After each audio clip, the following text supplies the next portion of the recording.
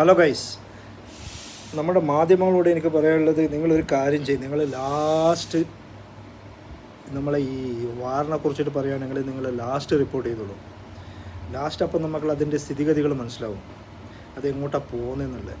നിങ്ങളിപ്പം ഇതിനെക്കുറിച്ച് നമ്മൾ സംസാരിച്ച് കഴിഞ്ഞ് കഴിഞ്ഞാൽ നമുക്കൊന്നും മനസ്സിലാവില്ല. ഇപ്പം എനിക്കായാലും ഒന്നും മനസ്സിലാവുന്നില്ല ഈ വാറിനെ കുറിച്ചിട്ട്. ഡെയിലി വരുന്ന അപ്ഡേറ്റ്സും ഡെയിലി വരുന്ന ന്യൂസും വേറെ വേറെയാണ്.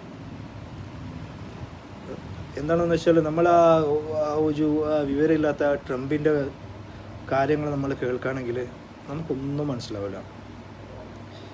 ഇത് ട്രംപ് ഇന്ന് വന്നിട്ട് പറയും ഞാൻ വാർ നിർത്താൻ പോവാണ്, ഒരാഴ്ച സീസ് ഫയറാണ്, പിന്നെ ഒരു 10 ദിവസം കൂടി നീട്ടി സീസ് ഫയർ, പിന്നെ പറയുകയാണ് ഞാനെല്ലാം അടിച്ചു പൊളിച്ചു, പിന്നെ പറയുകയാണ് ഞാൻ യുദ്ധം തുടങ്ങാൻ പോകുന്നേ ഉള്ളൂ, നമ്മൾ ഭയങ്കര ഈ അറ്റാക്ക് ഇൻറ്റൻസിഫൈ ചെയ്യുകയാണ്, ഇങ്ങനെയൊക്കെ പറയുന്നത്.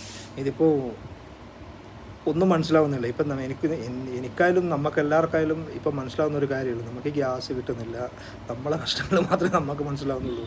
ഈ വാറിനെ കുറിച്ചിട്ട് പറയുകയാണെങ്കിൽ എല്ലാവരും പല അഭിപ്രായങ്ങളും പല ന്യൂസും ഇങ്ങനെ പറഞ്ഞുകൊണ്ടുണ്ട്. പക്ഷേ എന്ന് വെച്ച് കഴിഞ്ഞാൽ ആ വാറിൻ്റെ സ്ഥിതിഗതികൾ നോക്കുമ്പോൾ നമുക്ക് ഒന്നും സംസാരിക്കാൻ പറ്റാത്ത അവസ്ഥയാണ്.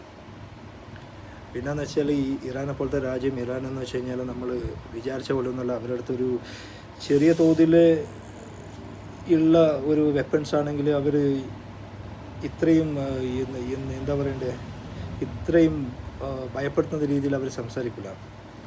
അവരുടെ അടുത്ത് എന്തൊക്കെയല്ലോ ഒളിച്ചിരിപ്പുണ്ട്, അവരെന്തൊക്കെയല്ലോ പ്ലാൻ ചെയ്തിട്ടുണ്ട്, അവരെന്തൊക്കെയല്ലോ തീരുമാനിച്ചു വെച്ചിട്ടുണ്ട്, അതൊക്കെ നടപ്പിലാക്കി കൊണ്ടുപോകും. അപ്പോൾ ഈ വാറ് ട്രംപ് വിചാരിച്ചെടുത്തുമല്ല, നെതന്യാഹു വിചാരിച്ചെടുത്തുമല്ല.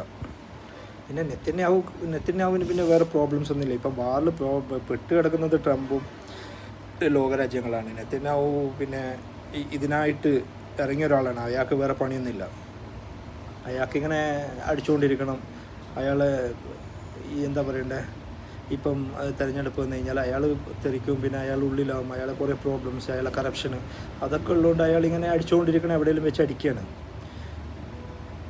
പക്ഷേ എന്ന് വെച്ചാൽ ഇത് കേട്ടിട്ട് തുള്ളിയ നമ്മളിപ്പം മിഞ്ഞാന്ന് ട്രംപ് പറഞ്ഞിട്ടില്ല നമ്മളെ ഈ സൗദി രാജാവിനെ കുറിച്ചിട്ട് എന്തോ ആസിനെ കിസ് ചെയ്തു എന്നൊക്കെ.